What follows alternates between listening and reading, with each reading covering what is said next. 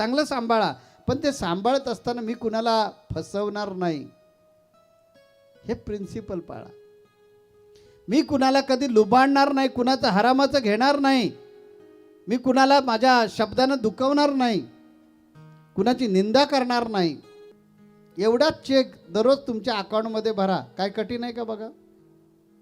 नाही ना, पण स्वामी मला तो जमिनीचा व्यवहार आहे, तो मला फसवलंच पाहिजे. त्याला तू फसवलंस ना, तुला फसवणारा दुसरा आहे, लक्षात ठेव.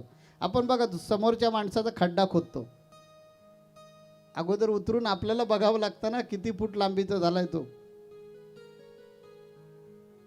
तेव्हा दुसऱ्याच्या वाईटाचा विचारच करू नका. सगळं लक्षात राहिलं नाही तर एवढं वाक्य लक्षात ठेवलं ना, तुम्ही जगा आणि दुसऱ्याला जगवा, भरपूर झालं.